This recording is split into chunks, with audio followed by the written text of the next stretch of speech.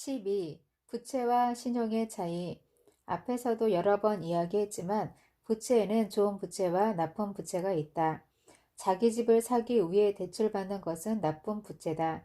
자기 주머니에서 돈이 빠져나가기 때문이다. 매달 돈이 나오는 임대 부동산을 갖는 것은 좋은 자산이다. 임대료로 대출금도 갚을 수 있고 자기 주머니에도 돈이 들어오기 때문이다. 좋은 빚은 세금이 붙지 않는다. 빌린 돈에 대해서는 세금을 내지 않는다.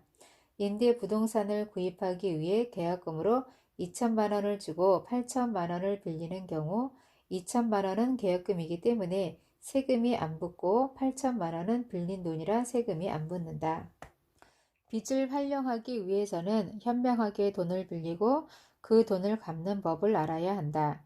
돈을 현명하게 빌릴 줄 알고 그 돈을 갚기 위해 임차인을 구하거나 사업을 펼쳐나갈 수 있다면 그것은 곧 자신의 신용이 된다. 신용이 높을수록 더 많은 빚을 얻을 수 있고 더 부자가 될 수 있다. 부자가 되기 위한 핵심 열쇠는 금융 지식과 실제 경험이다. 오늘날 금융위기 속에서도 은행들은 여전히 신용이 높은 투자자들에게 수백만 달러씩 빌려주고 있다. 은행이 나처럼 신용이 높은 사람들에게 돈을 빌려주는 데는 5가지 이유가 있다. 첫 번째, 우리는 B등급에 속하는 아파트에 투자한다. 아파트에는 A, B, C 등급이 있다.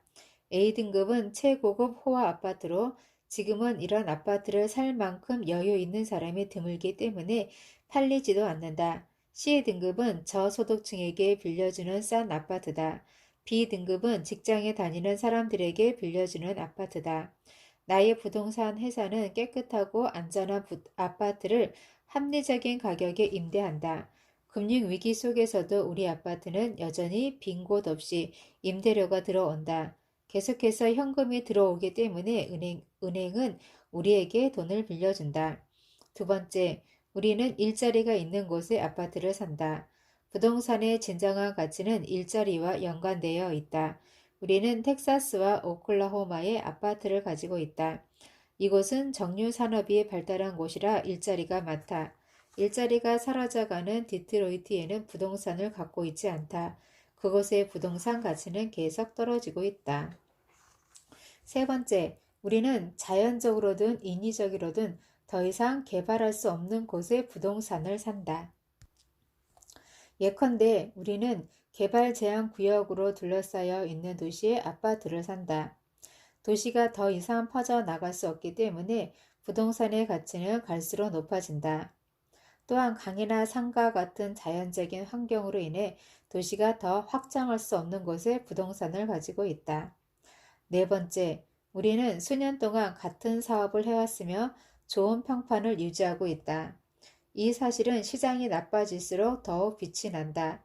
은행들은 덩치가 큰 거래 제한이 들어올 때마다 우리에게 먼저 알려준다. 우선 은행이 우리를 믿기 때문이고 작은 규모가 커서 다른 투자자들은 엄두도 내지 못하기 때문이다. 다섯 번째, 우리는 아는 것만 한다. 부동산에도 다양한 유형이 있다. 우리는 사무실이나 쇼핑센터에는 투자하지 않는다. 상업용 부동산은 주거용 부동산과는 다르다. 우리가 잘 아는 사업 분야가 아니다. 물론 현금이 넘쳐 주체할 수 없을 정도가 된다면 사업 분야를 확장할 수도 있을 것이다. 맥도날드의 창업자 레이 크룩이 사람들에게 맥도날드가 무슨 사업을 하는 회사인지 아느냐고 물었을 때 사람들은 대부분 햄버거라고 대답했다. 하지만 레이 크룩은 이렇게 대답했다. 맥도날드의 사업 분야는 부동산입니다. 맥도날드는 패스트푸드 사업을 통해 부동산을 사들였다. 나는 아파트 임대 사업을 통해 부동산을 사들인다. 자신이 하는 사업을 정확하게 알고 그 분야에 능숙해질수록 우리 신용은 높아진다. 지금처럼 신용이 경색되어 있는 상황에서도 좋은 신용은 좋은 빚, 즉 세금이 붙지 않는 빚을 쓸 수 있도록 해준다. 13. 파생상품 사용법. 지금의 금융위기는 부채담보부증권이나 모기지 증권과 같은 금융 파생 상품에 기인한 것이다. 간단히 말해서 이것은 빚의 파생 상품이다. 이것을 무디스와 S&P가 멋지게 포장하여 AAA라는 딱지를 붙여 시장에 자산으로 팔았다. 서브프라임 대출자들이 대출금을 제대로 갚는 동안에는 아무 문제가 없었다. 은행은 돈을 빌려갈 사람을 찾아다녔고 집을 사려는 사람들이 늘어날수록 부동산 가격은 치솟았다. 하지만 빚을 갚지 못하는 대출자들이 하나둘 늘어나기 시작하자 은행은 그제야 대출을 제한하기 시작했다. 경매로 나오는 집은 쌓여가고 집을 살 사람은 줄어들면서 집값은 폭락했다. 전 세계 수백만 사람들의 부가 날아갔다. 하지만 금융 파생 상품은 엄청난 금융 창출의 수단이기도 하다.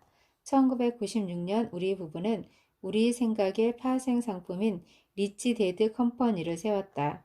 또한 우리 생각의 파생 상품인 캐시플로 게임을 만들었으며 부자 아빠 가난한 아빠를 비롯하여 이 책까지 만들어냈다.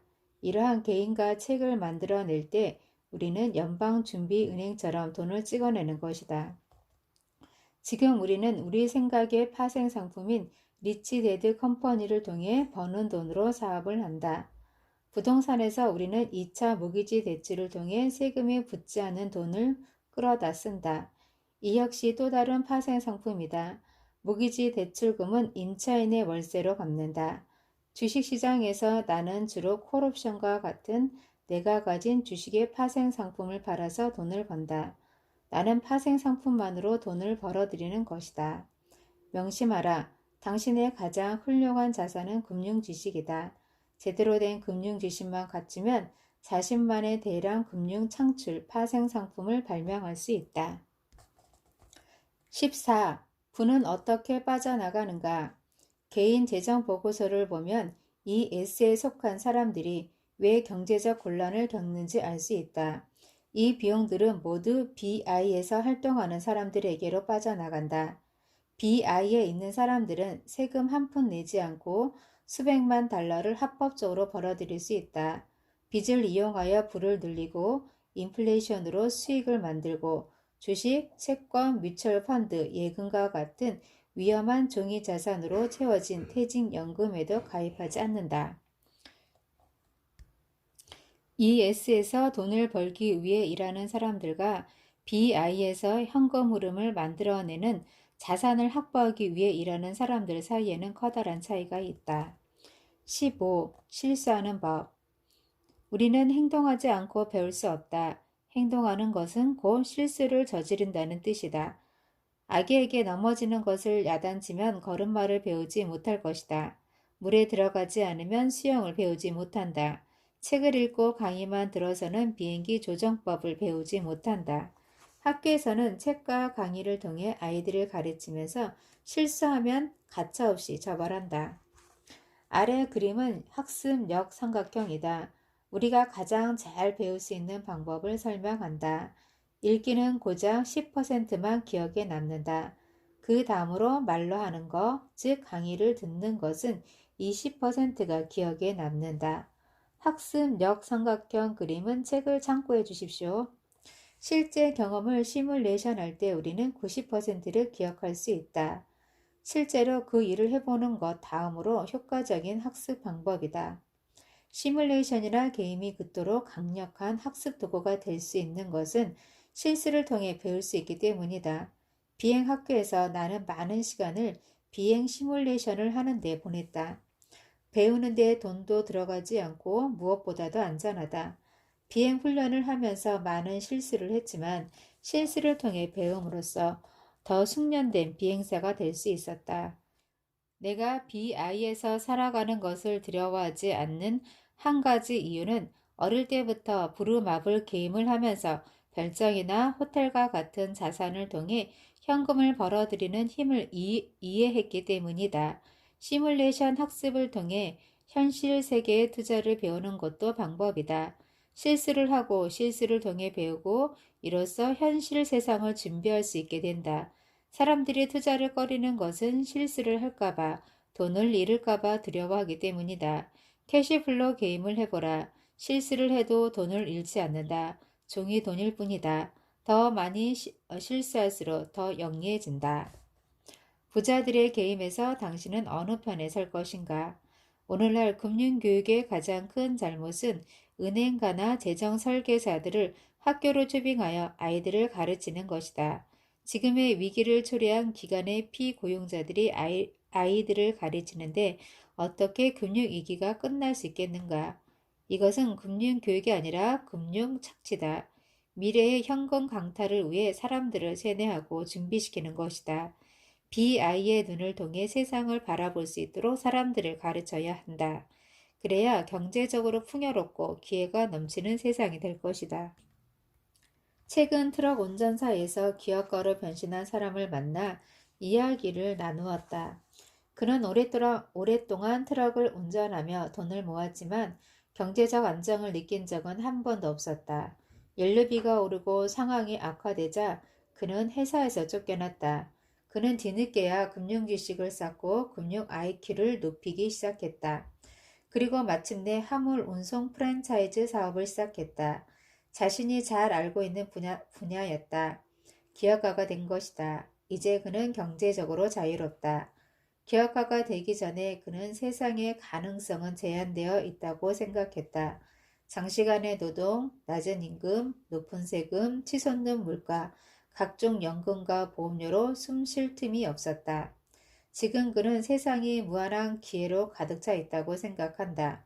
마음가짐을 바꾸고 이의 시선에서 비아이의 시선으로 세상을 바라보기 시작하면서 그의 삶도 완전히 바뀌었다. 그는 회사에서 쫓겨난 뒤 실업자로 살아갈 수도 있었고 다른 일자리를 찾을 수도 있었다. 하지만 그는 금융 지식을 높이는 일을 선택했다. 바로 이와 같은 이유로 나는 사람들에게 돈을 주는 것으로는 문제가 해결되지 않는다고 믿는다. 배고픈 사람에게 물고기를 던져주는 일은 이제 멈춰야 한다. 그 대신 물고기를 잡는 방법을 가르쳐 줌으로써 스스로 경제적인 문제를 해결할 수 있게 해야 한다. 금융교육은 세상을 바꾸는 힘이 있다. 돈이 있든 없든 모든 사람들, 모든 학생들이 금융교육을 제대로 받았을 때 우리의 미래는 어떤 모습으로 바뀔까? 부자들의 음모를 탐구하는 여정이 어느새 막바지에 다다랐다.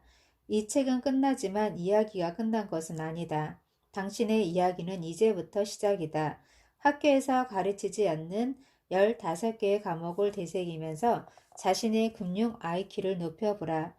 나의 부자 아빠가 그러했듯이 아이들에게 가르쳐보라. 이 교훈에 따라 살아보라. 아이들에게 이 교훈에 따라 살도록 지도하라. 부자들의 게임에서 어떤 편에 설 것인지는 당신의 선택에 달려 있다. 자기 자신과 사랑하는 사람들을 위해 우리는 모두 부자의 삶을 선택해야 한다. 리치데드 컴퍼니의 사명은 책, 게임, 제품, 세미나, 고급 교육, 코칭 프로그램을 통해 우리 모두의 경제적 행복을 높이는 것이다. 이 책이 인터넷을 통해 퍼져나간 것과 마찬가지로 리치데드 컴퍼니의 메시지, 부자들의 삶, 경제적 자유도 전 세계로 퍼져나가기를 바란다. 우리는 전 세계 사람들의 경제적 행복을 높일 수 있다. 지식이 새로운 돈이고 우리 생각이 가장 위대한 자산이라는 메시지를 퍼뜨릴 수 있다.